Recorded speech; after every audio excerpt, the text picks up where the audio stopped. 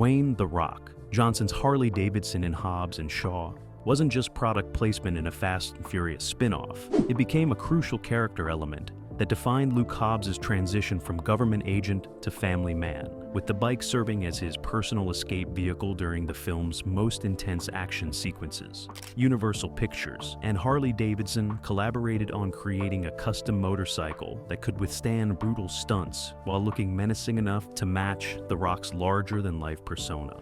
But why did production destroy 8 identical bikes during filming when the script only called for one motorcycle scene? How did The Rock's inexperience with motorcycles nearly derail the entire Samoa sequence?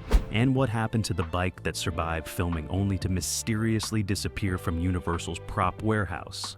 These are 20 weird facts about The Rock's Harley-Davidson that will blow your mind. Number 20, the custom build requirement.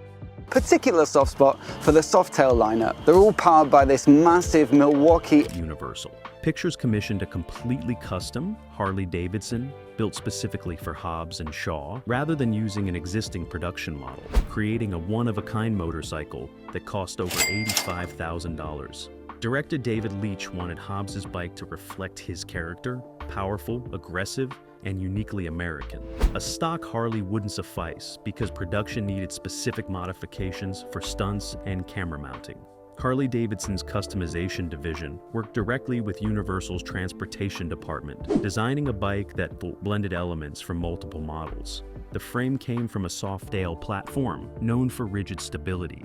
The engine was a Milwaukee 8 114 cubic inch V-twin, producing massive torque. The suspension borrowed from their CVO touring line, reinforced for Stuntworks' extreme demands. The bodywork was hand-fabricated aluminum, lighter than stock steel, but strong enough to survive crashes. Custom paint in matte black with subtle American flag accents took 3 weeks to complete. The seat was leather-wrapped memory foam, comfortable enough for extended filming days. Even the exhaust system was custom-built, tuned to produce an aggressive sound that would record well on set microphones. Harley's engineers spent 4 months developing this motorcycle, treating it as a showcase for their customization capabilities. The final product looked nothing like any production Harley while remaining unmistakably a Harley-Davidson through design language and engine configuration.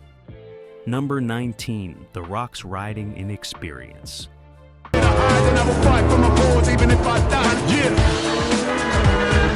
Dwayne Johnson had minimal motorcycle experience before Hobbs and Shaw, having ridden dirt bikes casually, but never operated a heavy cruiser like the custom Harley built for the film.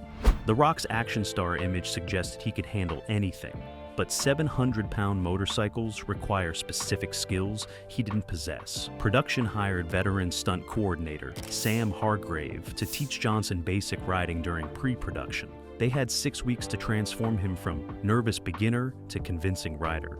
Training began on smaller bikes in parking lots, teaching clutch control and weight management. The custom Harley was significantly heavier and more powerful than training bikes. When Johnson first attempted riding it, he struggled with the weight during slow speed maneuvers. Starting from stops and tight turns proved particularly challenging. His wrestling background gave him strength, but not the balance and finesse motorcycles demand. Hargrave worked with Johnson daily, gradually building confidence and skill. By filming, Johnson could execute basic riding convincingly, starting, stopping, straight-line cruising. What he couldn't do safely was high-speed riding or technical maneuvering. The production planned accordingly, using stunt doubles for anything beyond Johnson's skill level. Close-up shots showed Johnson actually riding, establishing authenticity. Wide action shots featured professional stunt riders. The combination created the illusion of The Rock as an expert motorcyclist, despite his limited actual abilities on 2 wheels. Number 18, the 8-bike strategy production.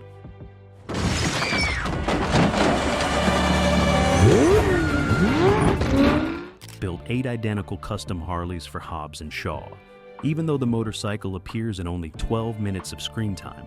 A decision that seemed extravagant until filming revealed how quickly bikes got destroyed. Each bike cost $85,000 to build, meaning Universal invested $680,000 in motorcycles for limited screen time. The decision was insurance against the unpredictable nature of action filming. Bike number 1 was the pristine hero machine for close-ups and dialogue scenes. never ridden hard or risked in stunts. Bike number 2 was Johnson's riding bike, mechanically perfect but less meticulously detailed. Bikes 3 through 6 were stunt bikes, built to be destroyed in the crashes, jumps, and explosions. Bike 7 served as backup, a complete spare kept ready if primary bikes failed. Bike 8 was the camera platform, used for mounting equipment during riding shots. The production's caution proved justified. During the Samoa chase sequence, they destroyed 5 bikes in 3 days of filming. Crashes that looked controllable on paper became catastrophic in execution. Bikes hit obstacles wrong, tumbled unpredictably, and sustained damage beyond repair. By filming's end, only 2 bikes survived intact, the hero bike and the backup. The 6 destroyed motorcycles represented over $500,000 in write-offs, but the spectacular footage justified the expense. The strategy of building excess bikes prevented production delays that would have cost far more than the motorcycles themselves. Number 17, the Harley-Davidson partnership deal.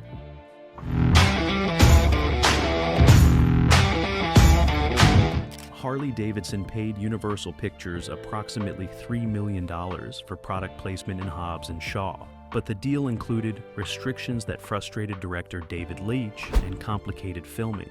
Harley wanted their brand associated with action and masculinity that The Rock represented. The partnership seemed mutually beneficial until Harley's marketing team began imposing creative restrictions. Their contract required that Harley-Davidson logos remain visible in all motorcycle shots. Cinematographer Jonathan Sela found this constraint limiting, arguing that constantly featuring logos looked like obvious advertising rather than organic storytelling. Harley also prohibited showing their motorcycles failing mechanically or being portrayed as unreliable. This created script problems because the original screenplay included a scene where Hobbs's bike breaks down at a crucial moment, forcing improvisation. Harley vetoed the scene, insisting their products never fail. The writers had to revise that sequence entirely. Additionally, Harley required approval rights over how the motorcycle was customized, concerned that extreme modifications would misrepresent their brand. They rejected several design proposals as too radical or too far from recognizable Harley aesthetics. The collaboration became tense, with Universal feeling creatively hamstrung by a partner they had expected to be supportive. David Leitch later stated he'd never accept such restrictive product placement deals again, valuing creative freedom over marketing dollars. Despite tensions, the final film showcased Harley-Davidson prominently, though perhaps more obviously than Leitch preferred. Number 16, the Samoa Terrain Challenge.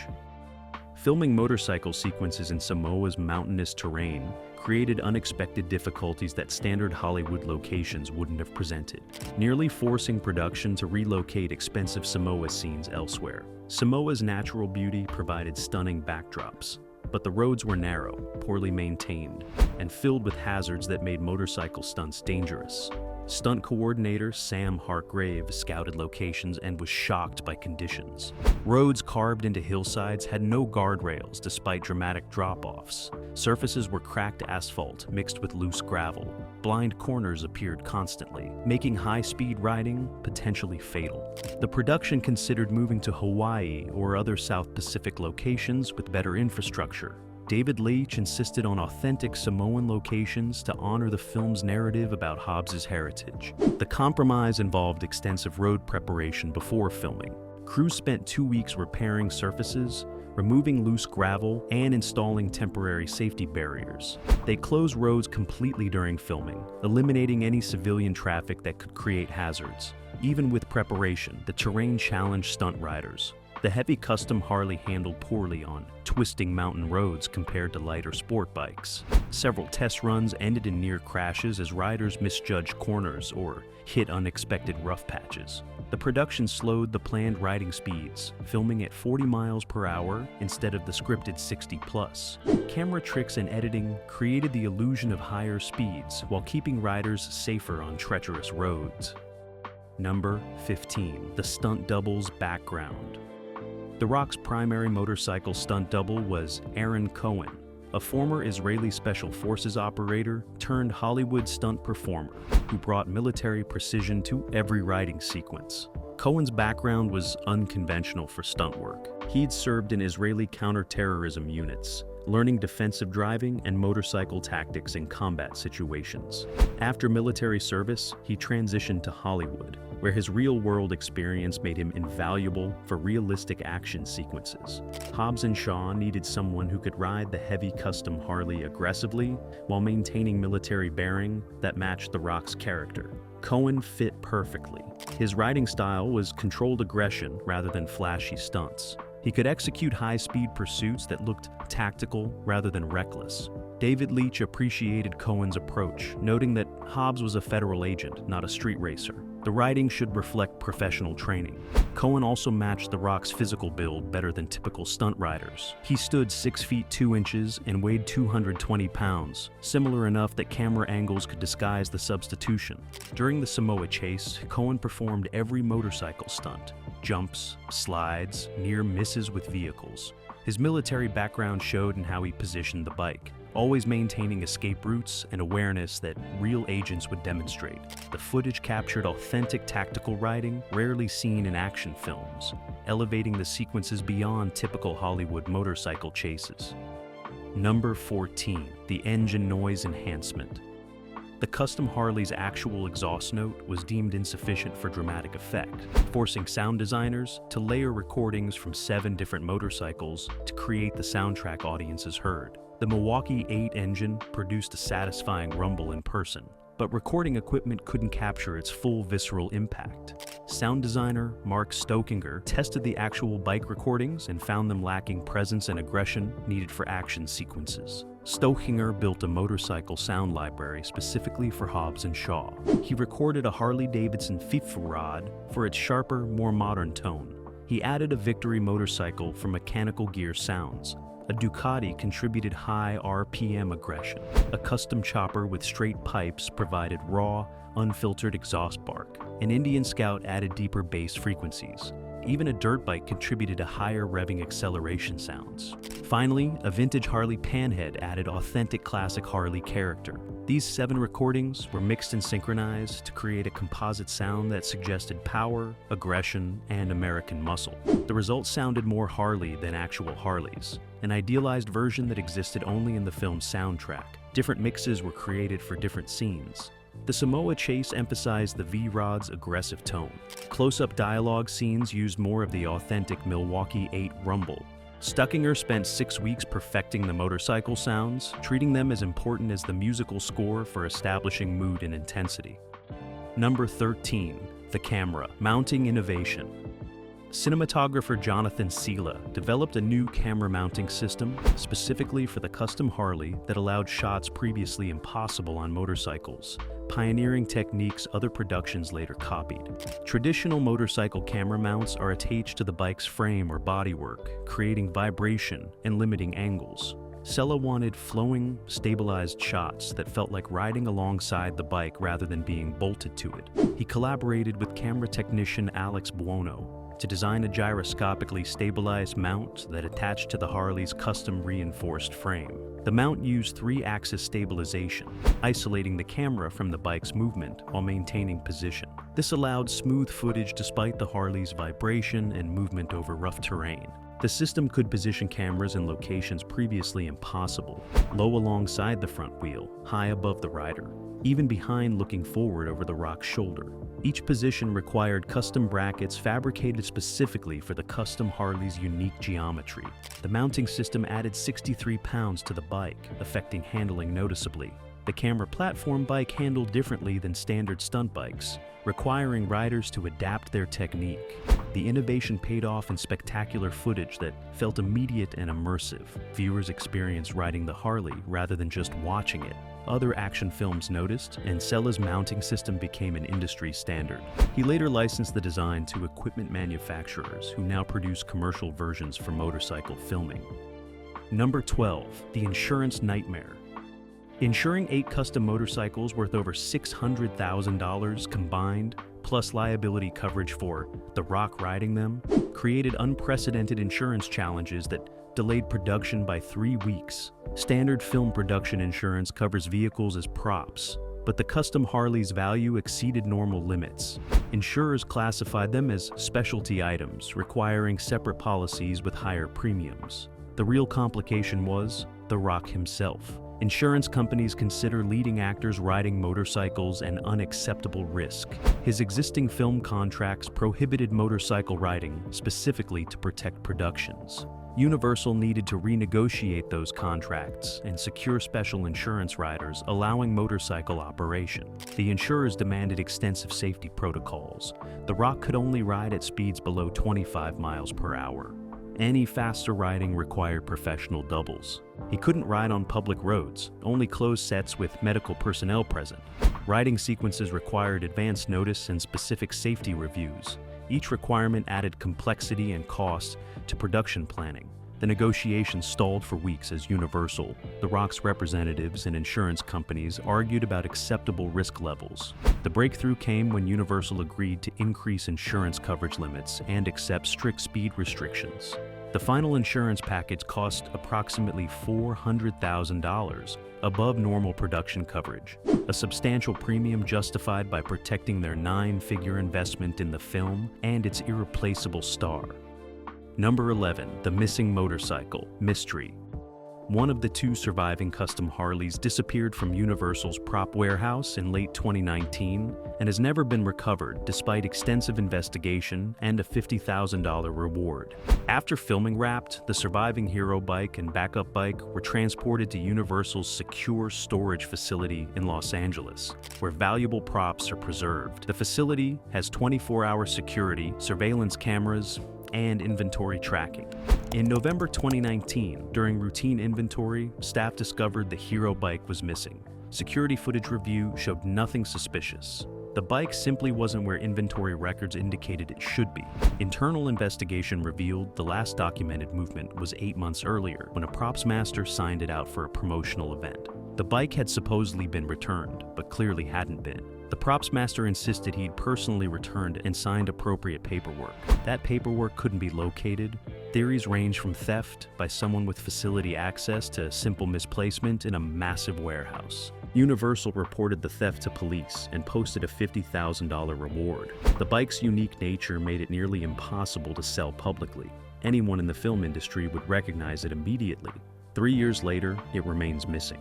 Collectors speculate it's hidden in a private collection somewhere, too famous to display, but too valuable to destroy. The surviving backup bike is now kept in a separate, more secure location. Number 10, the Samoan Blessing Ceremony. Production held a traditional Samoan blessing ceremony for all 8 motorcycles before filming began, a cultural ritual The Rock insisted upon to honor his heritage and ensure safety. Samoan culture treats machinery with respect, believing proper blessings prevent accidents and honor the tools that serve people. The Rock arranged for a local Samoan chief to perform the ceremony at the primary filming location. All 8 custom Harleys were lined up while the chief performed traditional chants and rituals. He sprinkled blessed water on each motorcycle, walked around them clockwise, and offered prayers in Samoan. Cast and crew attended, with The Rock explaining the ceremony's significance to those unfamiliar with Samoan traditions. He emphasized that honoring his culture mattered more than Hollywood efficiency. Some crew members were initially skeptical, viewing it as superstition delaying production. Their attitude changed after witnessing The Rock's genuine reverence during the ceremony. Director David Leitch supported it completely, recognizing that respecting local culture was essential when filming in Samoa. The ceremony took 90 minutes, and production absorbed the time willingly. Interestingly, the 2 bikes that survived filming intact were the first 2 blessed during the ceremony. The Rock later claimed this wasn't coincidence, but rather the blessing's protection. Whether spiritual truth or fortunate chance, the ceremony created a meaningful connection between Hollywood production and Samoan tradition, honoring The Rock's dual identity as global superstar and proud Samoan descendant. Number 9, the exhaust system legality issue. The custom Harley's exhaust system was intentionally built to violate noise regulations, making it illegal for street use in every U.S. state and most countries worldwide. Sound designers wanted maximum exhaust volume for recording purposes, creating aggressive bark that would cut through action sequences. Harley-Davidson's custom shop built straight pipes with minimal baffling, producing sound levels exceeding 110 decibels at idle. For comparison, most jurisdictions limit motorcycle exhaust to 80 to 95 decibels. The custom Harley was nearly twice as loud as legal limits allowed. This created problems during Samoa location filming. Local authorities initially prohibited operating the motorcycles on public roads due to noise violations. Universal's location manager negotiated exemptions, arguing the bikes were film props operating on temporarily closed roads. Samoa granted permits with strict time restrictions. No riding between 8 p.m. and 6 a.m. to avoid disturbing residential areas. Even during permitted hours, locals complained about the deafening exhaust echoing through valleys. Production tried adding temporary baffles to reduce volume, but sound quality suffered. They removed the baffles and accepted the noise complaints. The illegal exhaust meant none of the custom Harleys could be legally registered for street use. They existed solely as film props, forever confined to private property or closed sets. Harley-Davidson emphasized that the custom bikes didn't represent their production models, distancing themselves from the illegally loud exhaust their own shop had built. Number 8. The weight distribution disaster. The custom Harley's weight distribution was catastrophically poor due to heavy camera equipment and reinforced frame, making it handle terribly and requiring complete suspension redesign mid-production. The bike weighed 847 pounds fully equipped, over 100 pounds heavier than standard Harleys. Worse, the weight concentrated high and forward, reinforced frame, camera mounts, and heavy custom bodywork. This created dangerous handling characteristics. The bike wanted to tip over at stops, resisted turning, and felt unstable at highway speeds. Stunt coordinator Sam Hargrave identified the problem during early test runs. Riders complained the bike felt like wrestling a refrigerator. Low-speed maneuvers required enormous physical effort. High-speed stability was terrifying, with the bike weaving unpredictably. Production couldn't redesign the entire motorcycle, so they focused on suspension. They installed progressive rate springs 3 times stiffer than stock, raised preload to maximum, and added heavy-duty dampers. The modifications helped, but couldn't fix fundamental weight distribution problems. The custom Harley remained the worst handling bike most stunt riders had experienced. Aaron Cohen adapted by riding more conservatively than scripted, knowing the bike's limitations. Close calls during filming convinced everyone that aggressive riding wasn't worth the risk. The spectacular crashes seen on screen were often unintentional, the bike's poor handling causing riders to lose control despite expert skills. Ironically, the handling problems created more dramatic footage than a perfect control would have produced. Number 7. The promotional tour complications. Universal planned an extensive promotional tour featuring the custom Harley at premieres and events worldwide. But logistical nightmares in The Rock's schedule made it mostly impossible. The marketing team envisioned The Rock arriving at premieres on the custom Harley, creating spectacular photo opportunities. Reality proved far more complicated.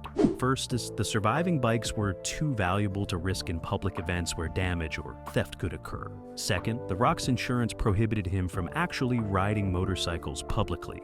Film sets were controlled environments, public streets were unacceptable risks. Third, transporting the 800-pound custom bike internationally cost thousands per event. Fourth, many premiere locations had regulations prohibiting motorcycles on red carpets or in crowded areas. The compromise involved displaying the bike statically at select events while The Rock posed beside it without riding. Even this scaled-back plan encountered problems. The bike's illegal exhaust meant it couldn't be started in most venues due to noise ordinances. It sat silent, looking impressive, but lacking the visceral presence a running motorcycle provides. At the Los Angeles premiere, planners wanted The Rock to at least sit on the bike for photos. His publicist vetoed it, concerned about insurance implications if he was photographed on a motorcycle, potentially encouraging dangerous fan behavior. The bike appeared at exactly 3 promotional events, sitting roped off while fans photographed it from a distance. Marketing deemed the effort wasted, generating minimal publicity return for substantial logistical expense and hassle involved in transporting the temperamental machine. Number 6. The digital enhancement controversy. Over 40% of motorcycle shots in Hobbs Shaw's final cut were digitally enhanced or completely CGI, creating controversy when visual effects artists revealed how little real riding actually appears on screen. The custom Harley's handling problems and The Rock's limited riding skills meant many planned practical shots proved impossible to capture safely. Visual effect supervisor Dan Glass proposed solving problems digitally rather than risking injuries or delays. Simple shots where the bike appeared in frame were real. Any dynamic riding, tight turns, high speeds, jumps involved digital augmentation or complete replacement. Glass's team would film Aaron Cohen riding, then digitally replace his body with The Rock's face and build scanned during pre-production. For shots too dangerous even for stunt riders, they created a complete CGI motorcycle and rider. The Samoa chase's most spectacular moments, the bike jumping across a ravaged bridge, sliding under a truck, narrowly avoiding explosions, were entirely digital. No real motorcycle performed those stunts.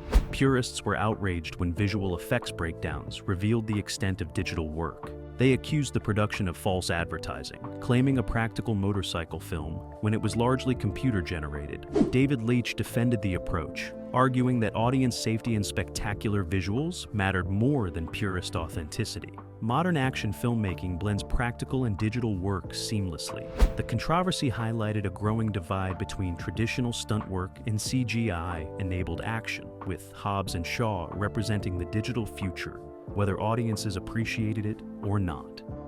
Number 5, the Harley-Davidson design dispute. Harley-Davidson's design team and Universal's customization shop clashed repeatedly over the bike's appearance, with Harley wanting recognizable branding, while Universal wanted unique, aggressive styling. Harley's corporate identity guidelines specified how their motorcycles should look: certain proportions, specific tank shapes, recognizable design language. They'd approved the custom build, expecting modifications within those parameters. Universal's designers wanted something more extreme. They proposed radical rake angles, custom bodywork that obscured Harley's signature design elements, and modifications Harley considered brand damaging. The conflict escalated to senior executives on both sides. Harley threatened to withdraw from the partnership if Universal proceeded with designs that didn't look recognizably Harley. Universal countered that creative freedom was essential. The bike needed to match Hobbs's character, not Harley's marketing guidelines. The compromise satisfied neither party fully. The frame geometry stayed within Harley's specifications, maintaining their signature profile. Bodywork was allowed more freedom, creating aggressive lines while preserving enough Harley DNA for brand recognition. The tank shape was a particular battleground. Universal wanted a custom shape unlike any production Harley. Harley insisted on their traditional teardrop proportions. The final design split the difference: teardrop overall shape with aggressive sculpting and angles that pushed boundaries. Both sides claimed victory publicly, while privately considering the design compromised. Harley thought it looked too extreme. Universal thought it looked too conservative. Audiences loved it, unaware of the corporate battle that created every curve and angle they admired on screen. Number 4, the maintenance nightmare.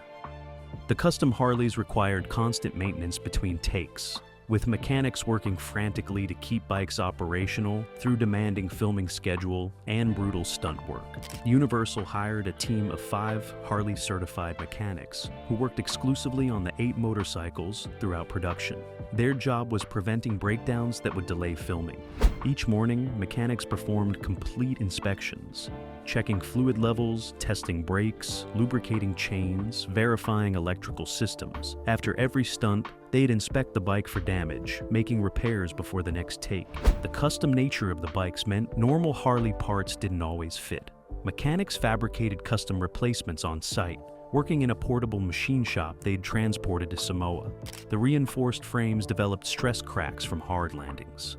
Mechanics would weld repairs during lunch breaks. The custom exhaust pipes cracked from vibration and had to be replaced twice. Electrical systems failed regularly. The custom wiring harness was unreliable, causing mysterious shorts that took hours to diagnose. The worst problem was clutch wear. The heavy bikes combined with aggressive riding destroyed clutches in days instead of thousands of miles. Mechanics changed clutches 7 times across the fleet during production. Each replacement took 4 hours, meaning bikes were often offline being serviced. The maintenance team worked 16-hour days, keeping enough bikes operational for filming. Their dedication prevented disasters, but the constant repairs proved the custom Harleys were magnificent to look at, but nightmares to maintain under production stress. Number 3, The Rock's personal purchase. The Rock personally purchased one of the 2 surviving custom Harleys for $250,000 after filming, wrapped intending to ride it regularly, before discovering it was completely impractical for normal use. He'd bonded with the motorcycle during filming, viewing it as a symbol of the project and his Samoan heritage. When Universal planned to store or sell the surviving bikes, The Rock negotiated to buy the backup bike that had seen minimal use. Universal charged him cost plus 20%, totaling $250,000 for a motorcycle he could have bought stock for $20,000. The Rock didn't care about value, wanting this specific bike from this specific film. He transported it to his Los Angeles home, planning to ride it on weekends. Reality intervened quickly. The illegal exhaust made street riding impossible without constant police attention. The bike's weight and poor handling made casual riding exhausting rather than enjoyable. Most problematically, The Rock's insurance company prohibited him from riding it. They'd allowed controlled film set riding, but refused coverage for public street use. The risk of injury to their heavily insured client was unacceptable. The custom Harley sits in The Rock's garage, a $250,000 sculpture. He occasionally starts to hear the engine, but never rides. He's posted photos on social media showing him with the bike, always stationary, always indoors. Fans assume he rides it regularly. The truth is the bike is beautiful, meaningful, and completely useless for its intended purpose. The Rock owns the most expensive garage ornament in Hollywood. Number 2, the auction house authentication. The surviving custom Harley that Universal kept became embroiled in controversy when a replica builder claimed the auction house misrepresented which bike was screen used versus a backup. After The Rock purchased one bike, Universal consigned the other to a specialty auction house for celebrity memorabilia. The listing described it as the Hero Bike, ridden by Dwayne Johnson in Hobbs Shaw.